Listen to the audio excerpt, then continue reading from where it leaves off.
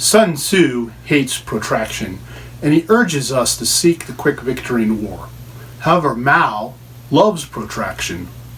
So why do these two great military philosophers disagree on this issue? Hello, I'm John LeMay, and welcome to my basement war room. This is the fourth video in the series, The Great Military Philosophers on Afghanistan. In this video, I'm going to dive into Chapter 2 of Sun Tzu's Art of War, which is titled Waging War.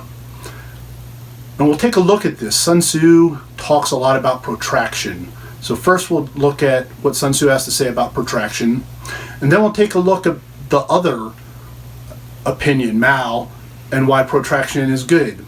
And then finally we'll discuss the elements of national power, because when Sun Tzu talks in his second chapter, he really is not talking about tactics or operational art, but about the economy and elements of national power.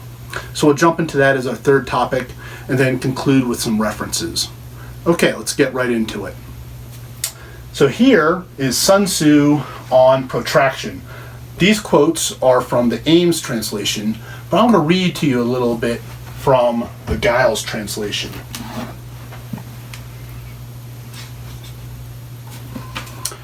Sun Tzu said, "In the operations of war, where there are in the field 1,000 swift chariots, as many heavy chariots, and 100,000 mail-clad soldiers, with provisions enough to carry them 1,000 li, the expenditure at home and at the front, including entertainment of guests, small items such as glue and paint, and sums spent on chariots and armor, will reach the total of 1,000 ounces of silver per day.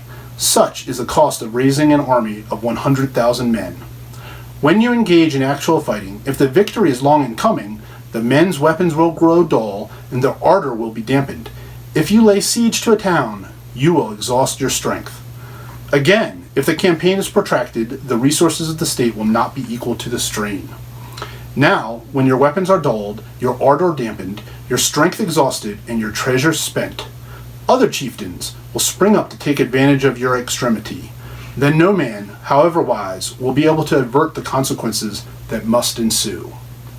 Thus, though we have heard of stupid haste in war, cleverness has never been associated with long delays. There is no instance of a country having benefited from protracted or prolonged warfare. Contributing to maintain an army at a distance causes a people to be impoverished.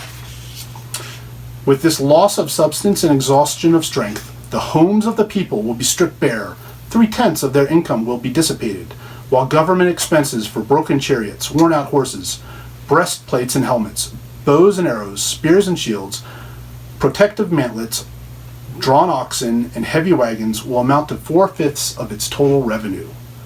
In war, then, let your great objective be victory, not lengthy campaigns." So, as you can see, Sun Tzu is firmly against protraction and cautions us prolifically about it. And one of the primary reasons for this is the circumstances from wherein he wrote. He wrote in the Warring States period, and in this period there are 7 or 8 near-peer competitors, states that were about equal in strength, all next to each other. So if one exhausted itself fighting another, a third or fourth or fifth could just come in and attack the weakened opponent. So it's very important not to protract war in Sun Tzu's era. And I believe that holds true today. But let's go ahead and take a look at the other viewpoint.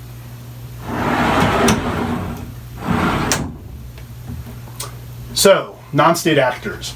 Let me start low with Sun Tzu.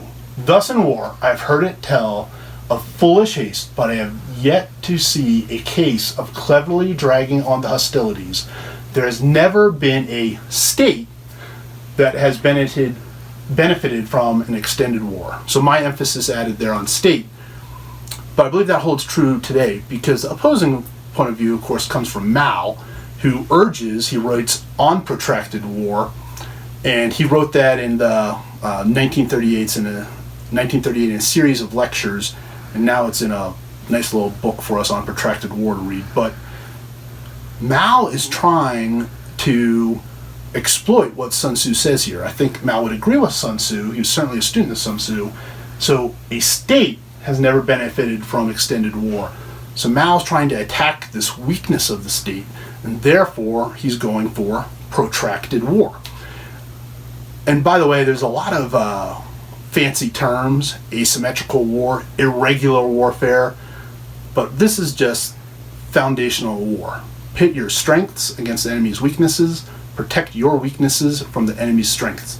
So Mao, on protracted war, wants to exploit this weakness of a state. States do not benefit from protracted war, for all the reasons Sun Tzu writes. So, was Osama bin Laden a brilliant Malthusian strategist who sucked the United States into an extended war in order to exploit this weakness? Often it appears so, but I think there's a case to be made that not really, he just benefited from circumstances. So I'm briefly going to take a look at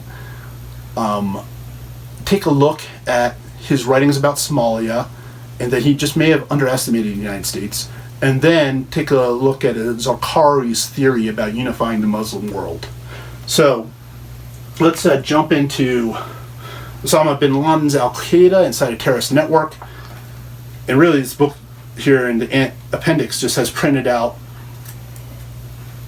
the Osama bin Laden's 1996 declaration of war against the Americans occupying the land of the two holy places. So this declaration of war is many pages, but I'll read what he says about Somalia. But your most disgraceful case was in Somalia, wherefore vigorous propaganda about the power of the United States and its post-Cold War leadership of the New World Order, you devoted tens of thousands of international force, including 28,000 American soldiers, into Somalia. However, when tens of your soldiers were killed in minor battles and one American pilot was dragged in the streets of Mogadishu, you left the area carrying disappointment, humiliation, defeat, and your dead with you. So it's possible that based on what he witnessed in Somalia, Osama bin Laden simply underestimated the United States and thought that the attacks on New York City would remove us from the Middle East. So that's possible.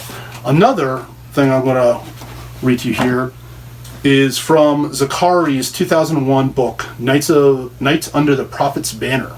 So Zarqari was Osama bin Laden's number 2 man, likely his chief strategist. And Zarqari wrote, the jihad movement moved to the center of the leadership of the Muslim nation when it adopted the slogan of liberating the nation from its external enemies. Striking at the United States would force the Americans to personally wage the battle against the Muslims, which means that the battle will turn into a clear-cut jihad against infidels. So, from that point of view, Zarqari may have pressed for these attacks, 9/11 and attacks against New York City, really is an internally focused IO act to unify Muslims under Al-Qaeda's leadership. In either case, I don't personally believe that Osama bin Laden or his strategist anticipated an 18-year-long war in Afghanistan against the United States. But whether they anticipated it or not, or just fell into it, it's clear that the reason the United States has lost the Afghanistan and Iraq wars is because of protraction. So if you look back in time at 2001, 88 days to Kandahar, we were the clear winners. We won, defeated the Taliban, ran them out of Afghanistan at very low cost, and it was absolutely a one-sided engagement. Again, 2003 in Iraq, couple weeks, clear victory, defeated Saddam Hussein's Iraq. What turned those two clear victories into losses? Well, the many, many years of warfare that followed them. So it was the 18 years in Afghanistan following the 2001 invasion that has led to our current state of negotiating our withdrawal with the Taliban. So I don't believe Osama bin Laden really planned all of that or thought about it, but certainly the Taliban was in for the long haul.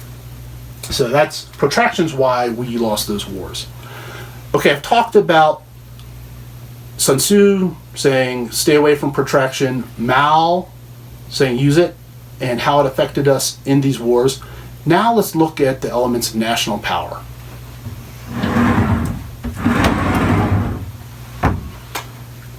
The reason I'm jumping into the elements of national power, because as you heard me read from chapter 2 of The Art of War by Sun Tzu, he's talking about the economy.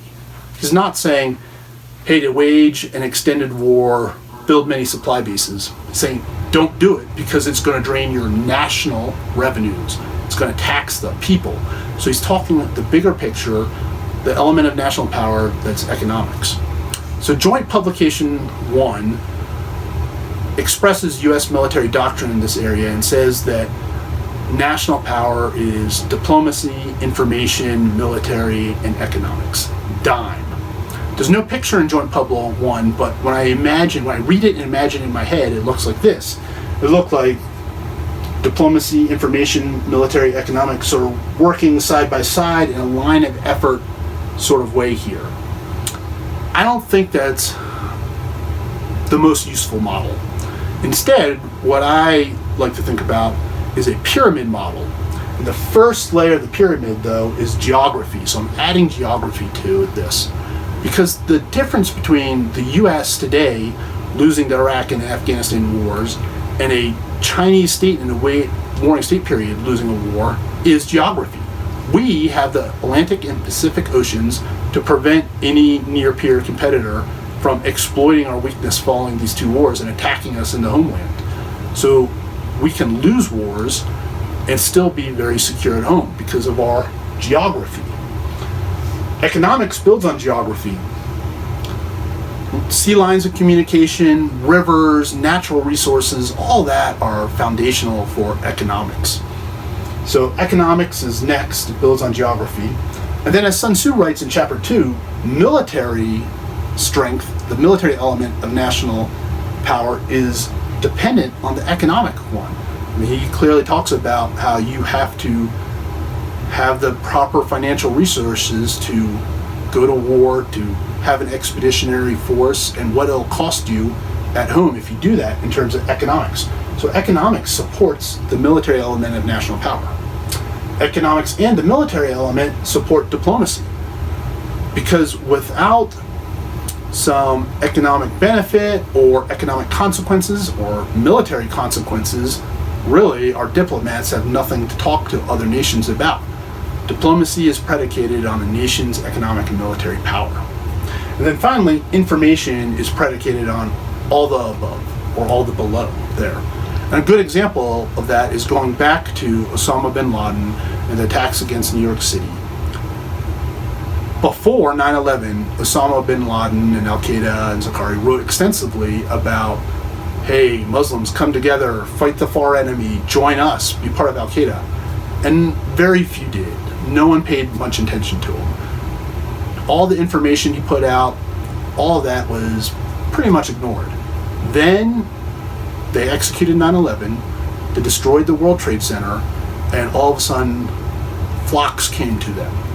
And so it wasn't what they said, it was what they did that was an effective information operation. In the same manner, the national power of information is predicated on what we do diplomatically, what we do militarily, and what we can do with our economy. So information is built on that pyramid. So I see the DIME model is DIME-G in pyramid form. And Sun Tzu takes us there.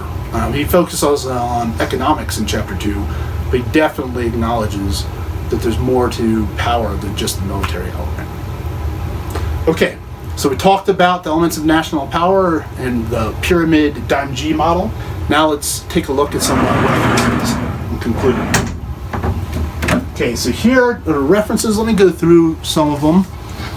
First, of course, is The Art of War by Sun Tzu. This is the Giles translation. I extensively use the Ames translation, though. And parameters. So this is not the one I was using, but parameters, and the article specifically was The Origins of Al-Qaeda's Ideology, Implications for U.S. Strategy by Christopher Hensel in the spring 2005 edition of Parameters. The Art of War by Mao. And really it was on protracted war here. And again, they weren't labeled this way when he wrote it. It was a series of lectures in 1938. And then finally, Osama bin Laden, Al-Qaeda, Profile of Terrorist Network, and of course, Joint Part 1. Well, thank you very much for joining me today. If this has been of use to you, please share this on the social media of your choice. The Basement War Room is on Facebook. It's also on YouTube and LinkedIn. And then if you want to go a little bit deeper behind the scenes and see how I'm putting these lectures together, sign up for the newsletter at thebasementwarroom.com. Thank you very much.